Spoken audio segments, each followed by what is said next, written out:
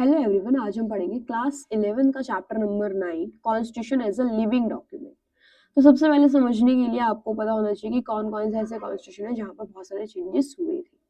जैसे कि यूएसएसआर अगर आप देखोगे, यूएसएसआर जो है आपकी, उसके 4 कॉन्स्टिट्यूशन बार चेंज हुए, 4 बार कॉन्स्टिट्यूशन बना 74 ईयर्स के टाइम पीरियड के अंदर अंदर, क्योंकि 1991 में वो फिर डिसइंटीग्रेशन हो गया था उसका। ठीक है, फ्रांस में भी 5 कॉन्स्टिट्यूशन बने, 5 बार कॉन्स्टिट्यूशन बने। जबकि इंडिया अगर आप देखोगे, हमने 26 नवंबर 1949 को बनाया और जनवरी 1950 को इम्प्लीमेंट कर दिया। अप्रॉक्स मोर देन 76 ईयर हो गए हमारे कॉन्स्टिट्यूशन को बने हुए, लेकिन फिर भी आज भी हमारा कॉन्स्टिट्यूशन क्यों ऐसे की ऐसे ही है, एज इट इज। उसका क्या रीजंस है कि हमारा जो कॉन्स्टिट्यूशन है आज भी रिलेवेंट करता है?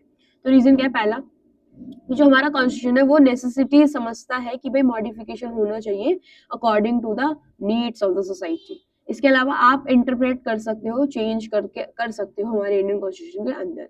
इसलिए हमारा जो कॉन्स्टिट्यूशन है स्टैटिक नहीं है, ठीक है, लेकिन हम उसको चेंज कर सकते हैं बिना इसकी जो कोर वैल्यूज है, जो उसका बेसिक स्ट्रक्चर है, उसको चेंज किए बिना। ठीक है, अब अमेंडमेंट समझ में आ गया कि चेंज कर सकते हैं हमारे इंडियन कॉन्स्टिट्यूशन को। ठीक है, लेकिन कैसे कर सकते हैं वो पता होना चाहिए। तो पहले तो एक चीज समझ लो कि हमारा जो कॉन्स्टिट्यूशन है वो कॉम्बिनेशन है फ्लेक्सिबिलिटी एंड रिजिडिटी का। फ्लेक्सिबल का मतलब है कि एक ऐसा कॉन्स्टिट्यूशन जिसको चेंज बहुत जल्दी कर सकते हो आप, ठीक है, इजिली चेंज कर सकते हो। और रिजिड वो होता है जिसको बहुत टाइम लगता है चेंज करने में, बहुत डिफिकल्ट होता है उसका प्रोसेस। लेकिन हमारे इंडियन कॉन्स्टिट्यूशन क्या है? दोनों ही कॉम्बिनेशन है कि चेंज जल्दी भी हो सकता है और रिजिड भी है। क्योंकि कुछ पोर्शन ऐसे जहाँ पर आप इजिली चेंज कर सकते हो, लेकिन कुछ है जहाँ पर चेंज करने में आपको टाइम चाहिए। तो कैसे कॉन्स्टिट्यूशन चेंज हो सकता है आपका? एक है आपका सिंपल मेजोरिटी, ये तो है, मतलब आपको ज्यादा वैसा नहीं है, लेकिन आपके जो आर्टिकल 368 है जहां पर प्रोसीजर बता रखा है कॉन्स्टिट्यूशन को चेंज करने का, उसमें 2 प्रोसीजर बता रखे हैं। एक है आपका स्पेशल मेजोरिटी, एक है आपका special majority plus legislature of half of the state. ये क्या है आगे समझते हैं हम इसको। तो पहले तो हम आर्टिकल 368 को समझेंगे। आर्टिकल 368 क्या है बेटा? वो बताता है कि जो कॉन्स्टिट्यूशन है वो कैसे अमेंड हो सकता है आपका। ठीक है, लेकिन ये कौन कर सकता है? सिर्फ पार्लियामेंट। ये किसके पास पावर है? पार्लियामेंट के पास है। इसके लिए कोई सेपरेट बॉडी नहीं जरूरत पड़ेगी आपको। ठीक है, और प्रेसिडेंट को जरूरी होगा, मस्ट लिखा है ना बेटा यहाँ पर, मस्ट गिव एसेंट, कि ये एसेंट्स देना जरूरी है, और अमेंडमेंट बिल को ये रिटर्न नहीं कर सकते हैं। अब 2 मेथड जो आर्टिकल 368 के अंदर मेंशन है वो है आपका, एक है आपका स्पेशल मेजोरिटी। स्पेशल मेजोरिटी का मतलब होता है आपका two third of the population. Population नहीं, 2/3 ऑफ द प्रेजेंट मेंबर जो भी उसके अंदर होंगे। मान लो अगर 300 लोग हैं तो कितने मेंबर्स हो गए आपके? 200 मेंबर्स। इतने मेंबर्स की उसमें क्या होनी चाहिए? परमिशन होनी चाहिए, और दोनों दोनों हाउस से, सेपरेटली अलग अलग हाउस से। ठीक है, तो एक ये होता है, और इसमें कोई जॉइंट सिटिंग नहीं होती है। कभी भी कॉन्स्टिट्यूशन को अगर अमेंड कर रहे हैं तो उसमें कोई जॉइंट सिटिंग नहीं होती, मतलब लोकसभा राज्यसभा को साथ में बिठा के इलेक्शन वोट नहीं करवाए जाते हैं आपका। सिग्निफिकेंस क्या है कि भाई जो कहते हैं ना कि इजिली चेंज हो सकता है, मॉडिफिकेशन हो सकता है, वो नहीं होगा, क्योंकि 2/3 लेना, मतलब एक मेजोरिटी को लेना थोड़ा डिफिकल्ट पोर्शन है। इससे क्या होगा कि जो रूलिंग पार्टी होगा उसको परमिशन, मतलब और सपोर्ट लेना पड़ेगा ऑपोजिशन पार्टी का। ठीक है, दूसरा है रेटिफिकेशन बाय स्टेट। कुछ जगहें तो ऐसी हैं जहां पर आपको स्टेट की परमिशन भी लेनी पड़ती है, जैसे कि अगर कोई ऐसे अमेंडमेंट है जो स्टेट रिलेशन से रिलेटेड है, या फेडरल स्ट्रक्चर से रिलेटेड है, सेंटर स्टेट रिलेशन से रिलेटेड है। ठीक है, तो इस जगह पे आपको क्या चाहिए कि जो half of the state legislature को आपको क्या चाहिए? अप्रूवल चाहिए, चाहे वो सिंपल मेजोरिटी क्यों ना हो। सिंपल मेजोरिटी का मतलब होता है बेटा 50% प्लस 1। ठीक है, जैसे कि मैंने अभी आपको 300 बोला था, तो 300 का 50% प्लस 1 क्या होगा? 150 प्लस 1 151। जबकि 2/3 कितना हुआ?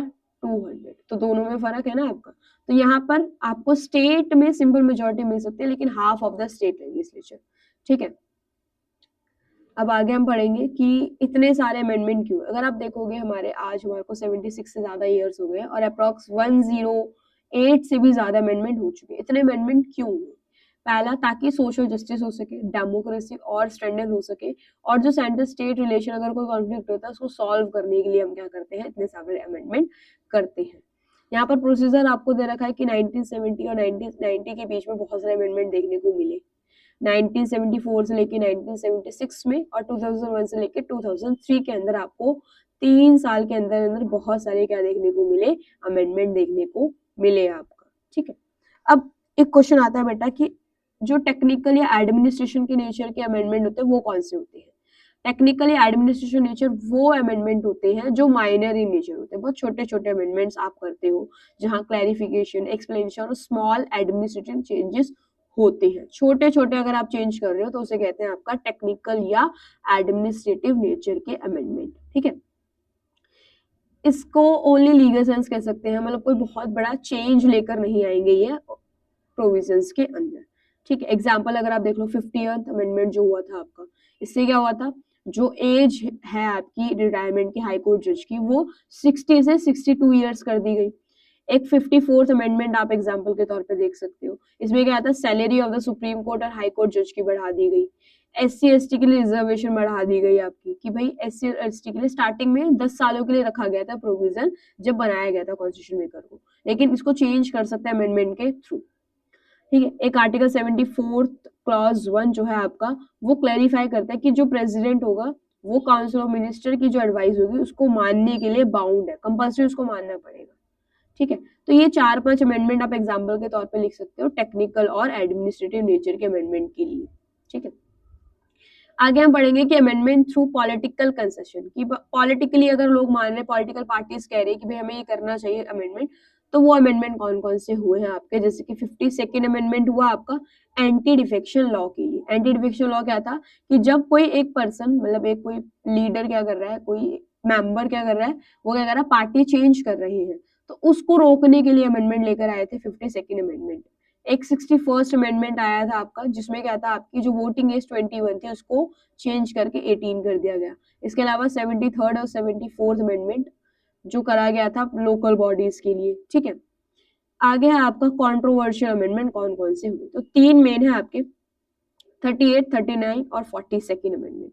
ये 3 अमेंडमेंट जो किए गए इंटरनल इमरजेंसी के टाइम पर किए गए थे आपके। ठीक है, और इस अमेंडमेंट ने सबसे बड़ी प्रॉब्लम क्या करी थी कि जुडिशियल रिव्यू के पावर को ही रिड्यूस कर दिया था, रिस्ट्रिक्ट कर दिया था।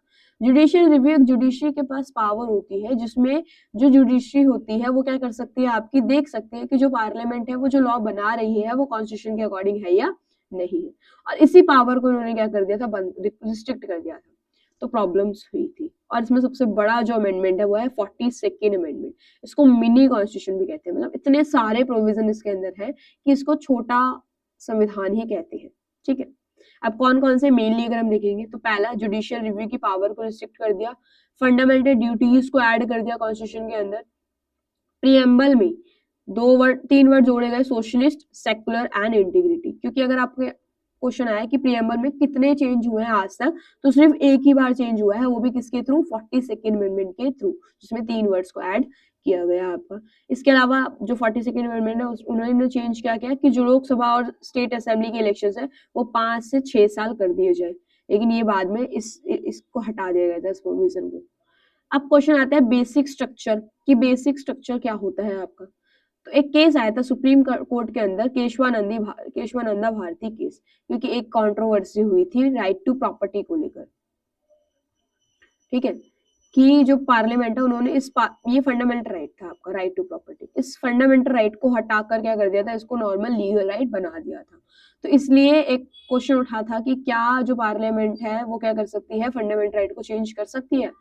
तो इस चीज को ध्यान में रखते हुए जो सुप्रीम कोर्ट है उन्होंने केशवानंदा भारती केस के अंदर एक जजमेंट दी थी कि पार्लियामेंट अमेंड कर सकती है कोई भी पार्ट ऑफ द कॉन्स्टिट्यूशन को, लेकिन बिना उसका बेसिक स्ट्रक्चर को डिस्ट्रॉय करे भी, मतलब उसका बेसिक स्ट्रक्चर चेंज नहीं होना चाहिए। ठीक है, अब बेसिक स्ट्रक्चर जो वर्ड है ना बेटा, कॉन्स्टिट्यूशन के अंदर मेंशन ही नहीं है, लेकिन मतलब बता ही नहीं कि कौन कौन से पोर्शन को आप बेसिक स्ट्रक्चर का पार्ट मानोगे, लेकिन जो जुडिशरी है वो अपने इंटरप्रिटेशन के थ्रू, मतलब बार बार जो चेंज अपना इंटरप्रेट करती है, एक्सप्लेन करती है, उसमें वो पता चलता रहता है कि बेसिक स्ट्रक्चर क्या क्या पार्ट बनता जा रहा है आपका। ठीक है, अब आगे हम पढ़ेंगे बेटा कि हमारे इंडिया में, मैंने आपको बता ही दिया कि रिजिडिटी और फ्लेक्सिबिलिटी है, दोनों ही है। अब है कि कॉन्स्टिट्यूशन एक लिविंग डॉक्यूमेंट कैसे है, क्योंकि चेंज हो सकता है टाइम टू टाइम, अमेंडमेंट हो सकता है इसके अंदर आर्टिकल 368 के थ्रू, और जो अमेंडमेंट होगा वो ज्यादा रिजिड भी नहीं है, बहुत ज्यादा स्ट्रांग भी नहीं है, और बहुत ज्यादा फ्लेक्सिबल भी नहीं है। ठीक है, और जुडिशरी इंटरप्रेट कर सकती है कॉन्स्टिट्यूशन के अंदर, क्योंकि आप देखोगे आर्टिकल 21 जो है राइट टू लाइफ, उसको जुडिशरी ने बार बार इंटरप्रेट करते करते उन्होंने बहुत एक्सप्लेन कर दिया इस आर्टिकल को, इसमें बहुत सारी चीजें इंक्लूड कर दी गई है। इसके अलावा बेसिक स्ट्रक्चर जो डॉक्ट्राइन है वो प्रिवेंट करता है ताकि पार्लियामेंट ऐसा कोई अमेंडमेंट ना कर दे जिससे जो कॉन्स्टिट्यूशन है वो ही पूरा चेंज हो जाए, उसका कोर प्रिंसिपल ही चेंज हो जाए। इससे क्या होगा आपका, और क्या हो सकता है कि अमेंडमेंट क्या करेंगे, आपके रिफ्लेक्ट करते हैं पब्लिक एंड पॉलिटिकल नीड्स को आपका, ठीक है। इसलिए हमारा जो कॉन्स्टिट्यूशन है वो क्या है, डायनेमिक है, ठीक है, नॉट फ्रोजन। आई होप आपको ये चैप्टर समझ में आया होगा। इस बुक का बस लास्ट चैप्टर बचा है आपका, वो हम अगली क्लास में कवर कर लेंगे पूरा, ठीक है। और अगर आपको दूसरी बुक की प्लेलिस्ट देखनी है, दूसरी बुक के चैप्टर्स देखने हैं, तो आप प्लेलिस्ट में जाकर देख सकते हैं। और अगर इसी बुक के प्रीवियस चैप्टर भी अगर आप देखना चाहते हो, वो भी आप प्लेलिस्ट में जाकर देख सकते हैं। आई होप आपको ये चैप्टर समझ में आया होगा। Thank you for watching.